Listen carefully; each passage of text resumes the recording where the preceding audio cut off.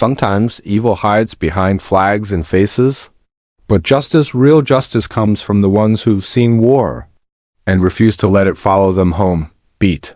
You're watching the story of Marcus Reed X Delta Force. If you believe truth always wins, hit that subscribe button and stay to the end.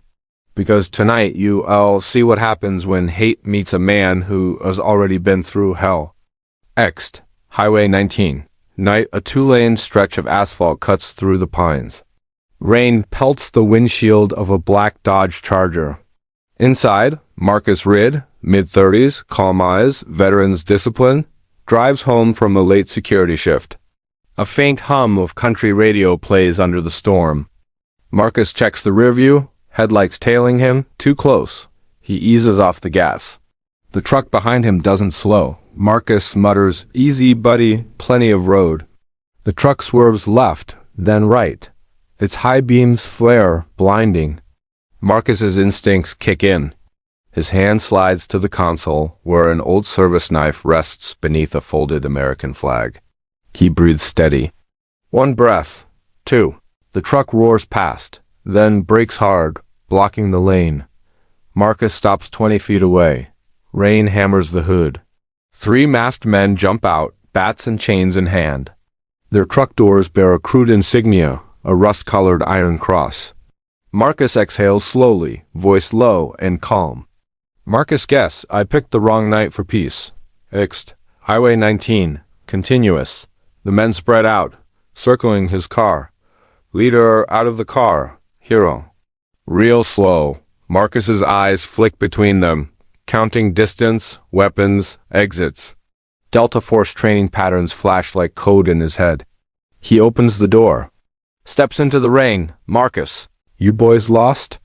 "Leader, nah. We found exactly who we're looking for." The man swings the chain. Metal whips through air, but Marcus ducks, grabs his wrist, twists, and sends him sprawling into mud. The others rush him. Marcus moves like a storm, elbow to ribs, knee to gut, sweep of the leg. In under 10 seconds, both attackers lie groaning beside their truck. "Marcus, tell your boss. Next time he wants trouble, send men who can stand up." He slides back into his car and drives off. The truck's leader crawls to his feet, eyes burning. He yells after him, "Leader, you don't know who you're messing with. The Brotherhood runs this county." Marcus doesn't answer. His taillights fade into the storm. Int. Marcus's house. Later, a modest home on the edge of town. Marcus peels off his wet jacket.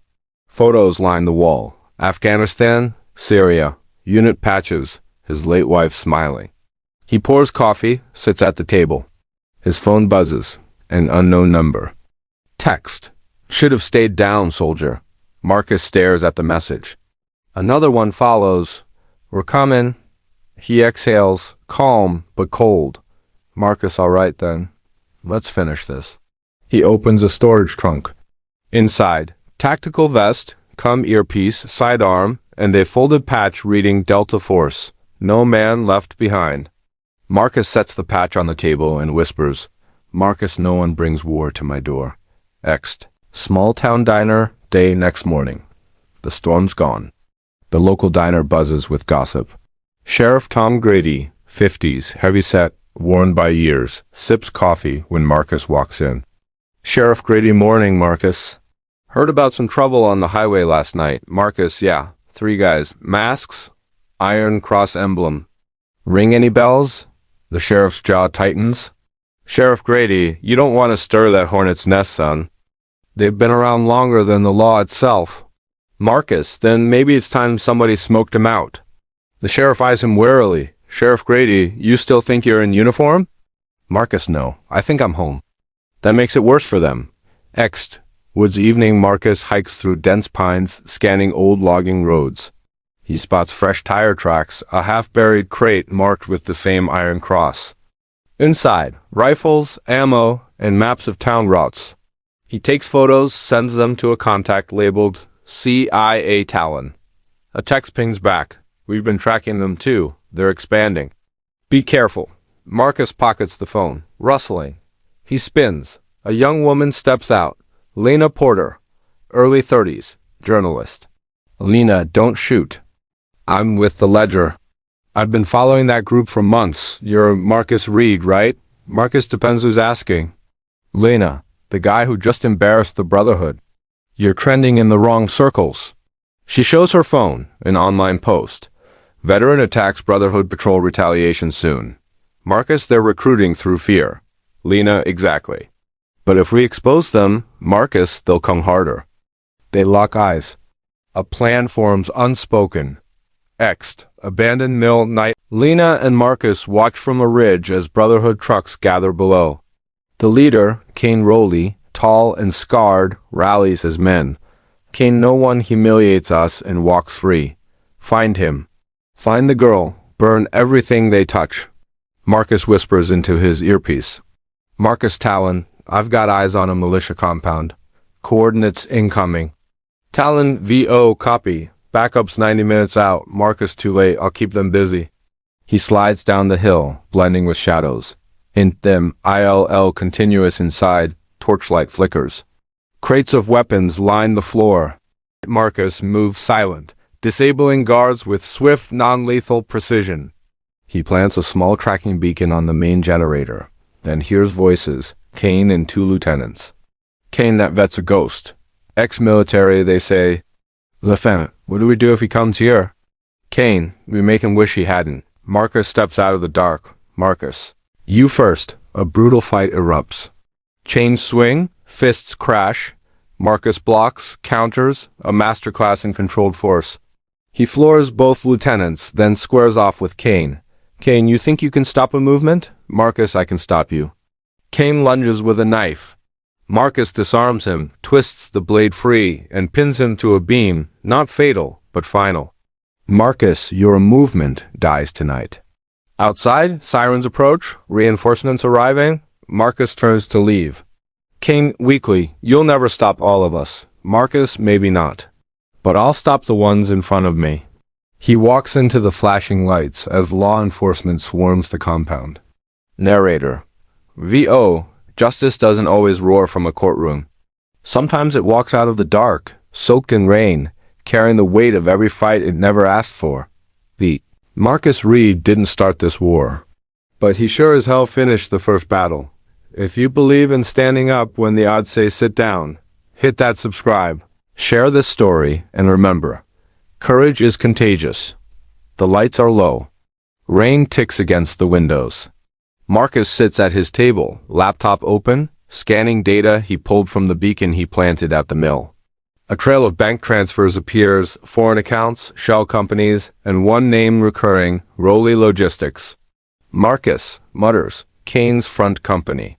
Someone big is moving their money. A knock at the door. 3 quick taps, 1 pause. Marcus freezes, hand instinctively going to his pistol. Marcus, who's there? Lena, OS, the journalist you told to stay away. He lowers the gun, opens the door. Lena stands soaked, holding a flash drive. Lena, you're not the only one digging. This holds-up drive is what they were hiding. Marcus, come in. In Marcus's living room moments later, the flash drive hums in the laptop. Documents fill the screen. Procurement orders, government contracts, and something worse, security clearance seals. Lena. They've been buying old military gear through a federal contractor. Someone inside is feeding them. Marcus leans closer. A familiar signature flashes at the bottom of a transfer form. Call, Alan Drake, Marcus Drake. I served under him. Lena, then he's not just funding them. He's protecting them. Tense silence. Marcus's jaw tightens. Marcus, he taught me to fight for honor. Guess he forgot the lesson. Ext, rural airfield. Dawn fog rolls over an abandoned runway. Marcus and Lena stand beside an old Jeep. Lena, you sure this is where the shipments land? Marcus, it's what the beacon data says. And Drake always liked quiet airfields. They move toward a hangar. Inside, pallets of crates marked Rowley Logistics. Marcus cracks 1 open unregistered rifles and encrypted comms units. Lena, this isn't a militia. It's an army. Engines rumble outside. 2 SUVs pull up. Marcus signals for silence. They duck behind crates as mercenaries unload gear. Marcus whispers, "Marcus, stay low. Record everything." He slides into the shadows, takes down 2 guards silently, confiscates a keycard, and gestures for Lena to run. Int. Control Office Continuous. Marcus inserts the keycard. Surveillance feeds flicker alive, multiple compounds, not just in this county, but across 3 states. Lena, my God, they're building cells. Marcus and Drake's at the top. Suddenly, the radio crackles. Radio, VO, all units. Security breach. We have hostiles inside. Red lights flash. The hangar door starts to close. Marcus, move! They sprint through gunfire. Marcus covers Lena, returning precise bursts. Disabling, not killing. They dive into the Jeep and speed away as bullets ping off the frame. Ixt. Country road day, the Jeep tears down a dirt track. Lena, where do we go now? Marcus, to someone who still believes in the oath. Into Veterans Rehab Center afternoon. Marcus walks through a quiet hallway lined with framed photos of soldiers. He enters an office where Major Susan Keller, retired intel officer, sits reading reports. Keller, I figured you'd show up when the news said paramilitary raid. Marcus tosses her the drive. Marcus Drake's alive and running black ops through a civilian network. Keller plugs it in, brows furrowing. Keller, he's laundering funds through veterans' charities. Clever, dirty. Lena, can we expose him? Keller, not yet. Half of DC still owes him favors. But we can cut off his arms before we go for the head. Marcus, then we start cutting. Montage night ops. Marcus disables a convoy in the woods. EMP device frying their cums. Lena uploads footage of the illegal arms deals to anonymous servers. Keller coordinates safe houses and contacts from old military networks. Drake watches the leaks on a tablet, eyes burning with recognition. Drake, VO. He always was my best soldier. Shame he forgot who made him. Into a safe house, late night. Marcus sits sharpening a knife, lost in thought. Lena, you ever think about leaving it all behind? Marcus, I did. Thought peace was something you could buy with enough silence. Turns out silence just invites the next war. Lena, then we make noise. They share a rare smile. Ixt. Old train depot night tip from Keller leads them to an old freight depot. Inside, servers, comes rigs, and coded blueprints. Marcus deciphers them. A planned demonstration attack on a major city to trigger fear and recruitment. Marcus, they're planning to strike on Veterans Day. A guard appears, spotting them. A fight erupts through the shadows. Knives, pipes, fists. Marcus wins, but takes a hit to the shoulder. Lena, you're bleeding. Marcus, just a scratch. Upload the files, now. She jams the drive into the console. Data races across screens. Keller's voice comes through earpiece. Keller, VO. Got it. We're tracing the signal. You've just lit up every server they own. Explosions rumble outside, the Brotherhood's men torching evidence. Marcus, time to go. They leap onto an outbound freight car as fire consumes the depot. Ixt. Moving train. Continuous wind howls. The train races through dark fields. Marcus grips the rail, breathing hard.